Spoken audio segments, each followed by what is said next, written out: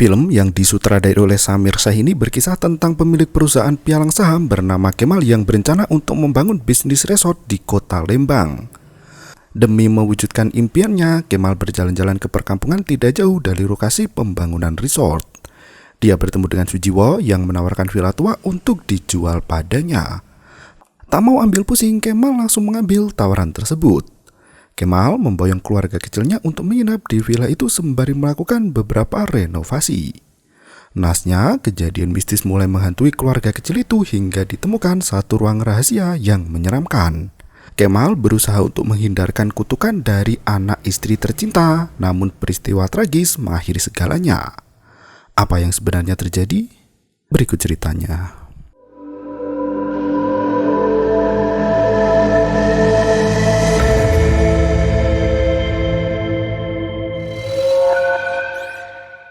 Pagi itu, Sujiwo dan Asi membicarakan nasib Bayu yang luntang-lantung setelah ditinggal mati kedua orang tua. Mereka berniat untuk mengantar Bayu ke Jakarta agar diasuh oleh saudara ibu kandungnya. Sebagai penjaga villa, kemampuan ekonomi Asi dan Sujiwo tidak mampu menyekolahkan Bayu ke sekolah yang bagus. Apalagi pemilik villa hendak menjual properti itu yang membuat mereka bingung hendak tinggal di mana. Saat mereka masuk ke kawasan kebun, Bayu menghilang begitu saja. Ternyata anak itu sedang bermain di tepi kolam dengan sosok hantu wanita berwajah pucat. Sambil berlari menghampiri, Asi berteriak agar Bayu menyingkir dari tempat duduknya. Nasnya, Asi tak bisa menemukan Bayu di dasar kolam itu dan berteriak memanggil suaminya. Sujiwo bergegas menghampiri Asi yang terdengar berteriak kencang. Untungnya anak itu berhasil diselamatkan dan tertunduk lemas di pinggir kolam. Ayo, kita pulang. Di tempat lain, Kemal membangunkan istrinya karena sudah hampir terlambat masuk kerja. Pria itu adalah pemilik perusahaan pialang Valburi yang sedang meroket di Jakarta. Sesampainya di kantor, Nadine, adik ipar Kemal yang ikut bekerja di perusahaan, menyapa atasannya itu. Malamnya, Kemal masih sibuk kerja hingga Citra khawatir dengan kesehatan suaminya itu. Kemal belum bisa beristirahat karena masih banyak pekerjaan yang harus diselesaikan malam itu juga. Citra pun pergi tidur duluan dan mengingatkan Kemal tentang jadwal ke Lembang esok hari. Pagi harinya, Kemal langsung bertolak ke Lembang untuk menemui Pak Sujiwo. Ia melihat wanita tua di depan rumah yang menyuruhnya untuk segera pergi. Bayu menyapa Kemal sembari melenggang pergi. Pak Sujiwo meminta maaf atas sikap ibunya yang tidak ramah. Kemal pun mengutarakan niatnya untuk mencari properti yang bisa dibangun gedung untuk perusahaannya. Asi menyajikan teh hangat dan mempersilahkan Kemal untuk menenggak sajian itu. Pak Sujiwo menuturkan jika di kampungnya itu terdapat villa megah yang hendak dijual murah oleh pemiliknya. Ia mengajak Kemal untuk memeriksa lokasi villa tersebut.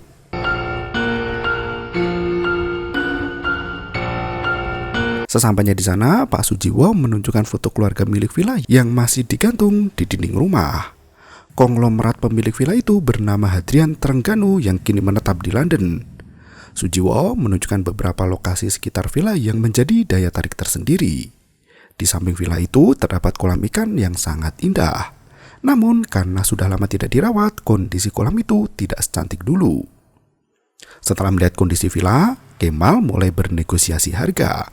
Ia tak mau membayar terlalu mahal karena villa itu butuh banyak perbaikan. Sujiwo sampai menurunkan harga agar villa tersebut segera laku terjual. Akhirnya, Kemal pun setuju dengan harga yang ditawarkan dan segera membeli villa itu. Hari berikutnya, Kemal kembali menjalani aktivitasnya di perusahaan. Setelah rapat besar, ia menegur adik iparnya Nadine yang asik main handphone saat jam bekerja. Nadine tak mengindahkan teguran dari sang atasan dan berbalik menegur Kemal yang merupakan suami kakaknya. Di tempat lain, Kemal sudah meminta seorang arsitek untuk memeriksa kondisi villa bersama Sujiwo. Arsitek bernama Rashid itu segera menemui Sujiwo dan melihat kondisi villa yang perlu direnovasi. Rashid sempat heran karena sinyal ponsel miliknya mulai lemah begitu memasuki area villa. Sujiwo berdalih jika tower provider sedang mengalami kerusakan setelah diterpa angin kencang. Ia yakin sinyal bisa kembali normal setelah dilakukan perbaikan dari pusat. Malam harinya, Rashid masih berada di villa untuk membuat blueprint seluruh ruangan di bangunan itu. Ia mempelajari setiap kerusakan yang harus diperbaiki agar bisa segera memulai pekerjaannya. Di malam yang semakin gelap, Rashid mulai diganggu dengan kehadiran entitas gaib yang mematikan lampu. Sekelebat bayangan wanita melintas keluar rumah hingga membuat Rashid penasaran hendak memeriksa. Wanita itu menggoda Rashid untuk masuk ke dalam sebuah rumah kosong di samping villa. Ini sudah larut malam.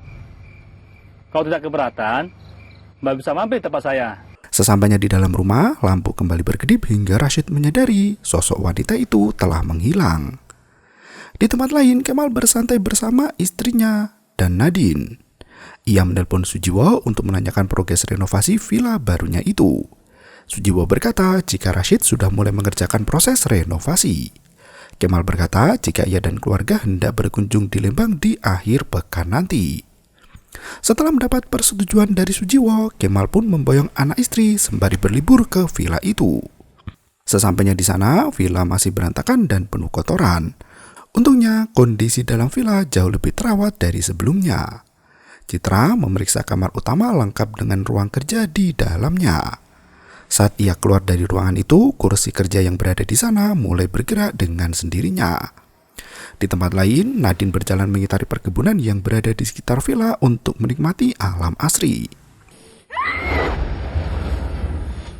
Siang harinya, Citra meminta Nadine untuk membantunya memasak di dapur. Ia sempat mendengar suara mangkuk yang bergetar di belakangnya. Citra mengira Nadine sudah berada di sana untuk memberikan mangkuk itu. Naasnya, saat ia menoleh ke belakang, tak ada siapapun di dapur kecuali Citra sendiri. Kemal turut merasa ada yang aneh dengan tempat itu karena tak bisa mendengar azan sholat zuhur. Apalagi hari itu Jumat, Kemal masih bingung hendak menjalankan sholat Jumat di mana. Citra memberi saran agar Kemal mencari masjid di dekat perkampungan warga. Kemal pun melenggang pergi meninggalkan putra tercintanya Satria bersama istri dan juga Nadine. Citra memanggil Nadine untuk menggantikan memasak di dapur karena ia harus menyuapi Satria. Citra mencari keberadaan Satria yang menghilang dari ruang tengah ternyata.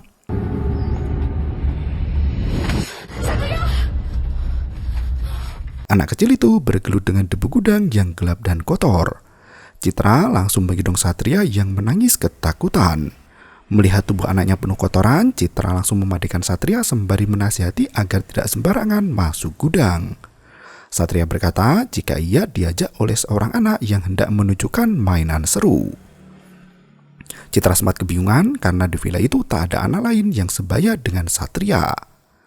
Di hari yang kian senja, hujan mengguyur daerah Lembang di mana hawa dingin mulai menyeruak.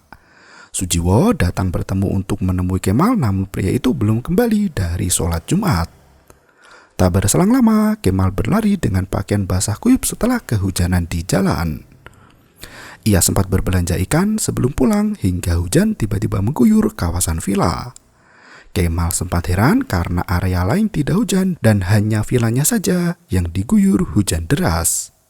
Citra membuatkan minuman untuk Sujiwo sembari bertanya mengenai gudang depan. Ia heran melihat banyak boneka yang masih tersimpan utuh di sana. Ia meminta Sujiwo untuk membereskan semua boneka di sana agar tidak menakuti Satria. Setelah Pak Jiwo pergi, Nadine membujuk Satria untuk makan laut yang dimasak Citra. Satria mengadu jika piringnya diambil oleh anak lain yang duduk di sampingnya. Nadine langsung mengambil piring itu namun terlalu berat seperti ada orang yang menahannya di meja. Ia memanggil Kemal untuk membantu dan ternyata bisa diambil dengan mudah. Di sore hari, Citra menyempatkan olahraga santai bersama Kemal dan Satria. Nadine merengek ingin ikut main bulu tangkis juga. Kemal meminta Satria untuk mengambil shuttlecock, namun anak itu terdiam dan terus melamun. Malam harinya, Nadine mengajak Satria untuk tidur di bangunan lain yang masih termasuk dalam kawasan villa. Ia hendak memberi waktu pada Citra agar bisa berduaan dengan Kemal. Citra pun menata tempat tidur agar bisa mantap-mantap dengan nyaman. Saat memasang spray, tiba-tiba spray itu sempat membentuk tubuh manusia yang menghilang dalam sekejap mata. Citra berteriak kencang hingga membuat Kemal panik bukan kepalang. Kemal menyebarkan kain itu sembari menggoda istrinya. Di tempat lain, Nadine menceritakan kisah horor agar Satria segera tidur. Mendapat telepon dari kekasihnya, Nadine melenggang pergi dari kamar.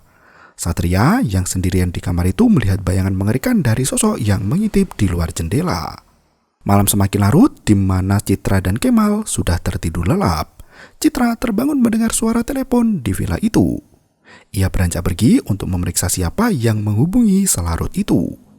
Saat mengangkat telepon, Citra mendengar suara aneh yang mengganggu telinga. Ia baru menyadari jika kabel saluran telepon tak pernah terpasang. Bagaimana bisa ada orang yang menghubunginya? Citra terbangun dengan penuh ketakutan begitu melihat penampakan hantu wanita di dalam mimpinya. Kemal ikut bangun untuk menenangkan Citra yang masih menggigil ketakutan. Di tempat lain, Satria ikut diganggu setan. Pintu kamar terbuka dengan sendirinya dan Satria berkata tidak mau ikut. Nadine heran mendengar anak itu ngomong sendirian. Ia bertanya dengan siapa Satria bicara. Satria mengungkapkan ada anak lain yang mengajaknya main. Anak itu berdiri tepat di samping ranjangnya.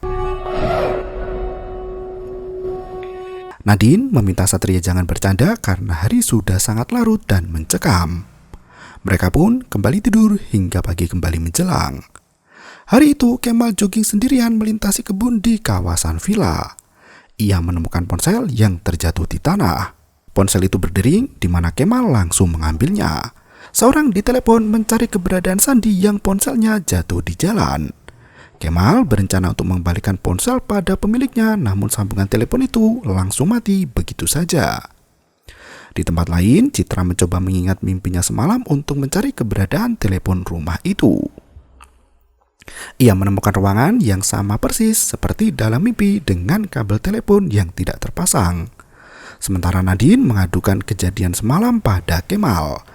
Ia ketakutan karena Satria mengaku bisa melihat hantu. Satria pun berkata jujur pada ayahnya jika ia bisa melihat hantu anak kecil sementara Nadine tidak bisa melihatnya. Kemal meminta Satria untuk memberitahu dirinya jika ada penampakan hantu yang mengganggu. Di tempat lain, Asih memberikan daftar belanjaan pada suaminya sebelum Sujiwo pergi ke pasar. Mereka hendak masak besar untuk menyambut kedatangan keluarga Kemal. Sujiwo justru teringat kejadian masa lalu saat pertama kali tinggal di villa itu. Ia, Asih, dan Bayu sempat diganggu setan tepat di malam pertama tidur di sana. Asih kerasukan setan penunggu villa dan meminta tumbal nyawa manusia jika mereka ingin hidup tenang di sana. Kapanpun kami mau. Sujiwo sempat menolak, namun iblis itu mengancam hendak membunuh Asih. Sujiwo pun terpaksa melakukan semua perintah iblis demi menyelamatkan keluarganya sendiri. Akan lakukan.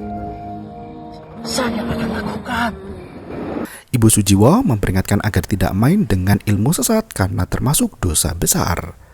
Sujiwo tetap membangkang dengan alasan menjaga keselamatan Asih. Ibu kesal dengan sikap Sujiwo yang keras kepala, namun ia sendiri tak bisa melarangnya.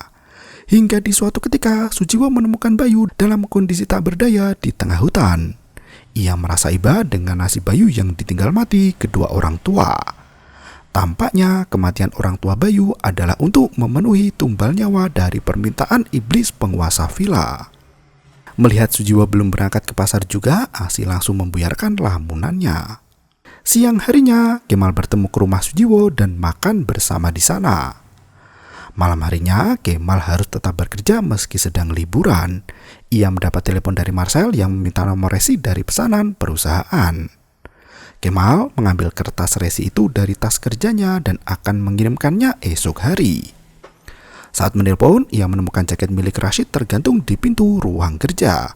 Ia bertanya pada Marcel tentang keberadaan Rashid, namun tak ada satupun yang mengetahuinya. Kemal meminta anak buahnya untuk mencari info tentang arsitek itu.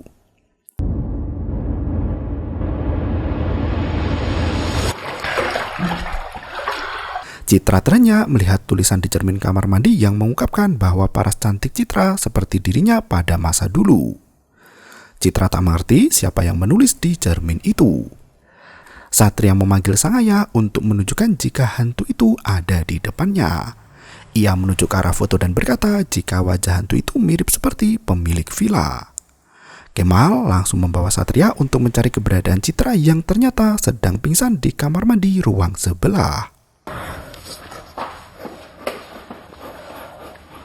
Ia membawa Citra ke kamar agar bisa segera sadar. Sembari menunggu kondisi Citra membaik, Kemal mencari tahu asal-usul pemilik villa di internet. Ternyata pria bernama Hadrian Trengganu sempat dinyatakan hilang setelah ketahuan berselingkuh. Di tempat lain, Nadine sibuk selfie untuk dikirim ke pacarnya. Ia melihat sosok hantu wanita berdiri di balik jendela. Penampakan itu hanya terlihat dari kamera ponsel. Sementara ia sendiri tak bisa melihat hantu dengan menggunakan kedua mata. Nadine yang ketakutan langsung menghampiri Kemal dan mengajaknya pergi dari villa itu. Kemal memeriksa kondisi istrinya yang ternyata sedang kerasukan setan. Setelah tak sadarkan diri, Nadine membantu memakaikan baju ke tubuh Citra agar mereka bisa membawanya pergi. Kemal panik karena Satria tak ada di tempat semula. Ternyata anak itu main bola sendirian di belakang rumah. Kemal langsung menggendong Satria dan membawanya masuk ke dalam mobil. Ia berteriak memanggil Nadine untuk segera masuk mobil sembari berlari ke kamar. Kemal terpaksa membawa pistol untuk berjaga-jaga. Ia menggendong tubuh Citra yang masih lemah untuk segera pergi dari villa angker itu. Di waktu yang sama, Ibu Sujiwo menakut-nakuti Nadine dan Satria yang duduk termenung di dalam mobil.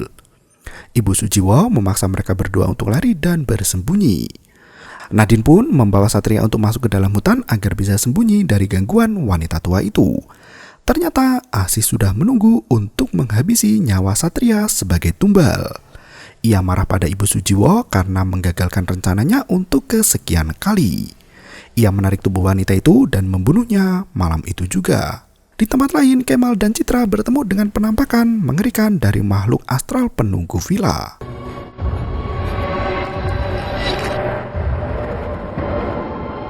Ternyata pemilik villa sebelumnya berubah jadi hantu dan meneror siapapun penghuni villa itu.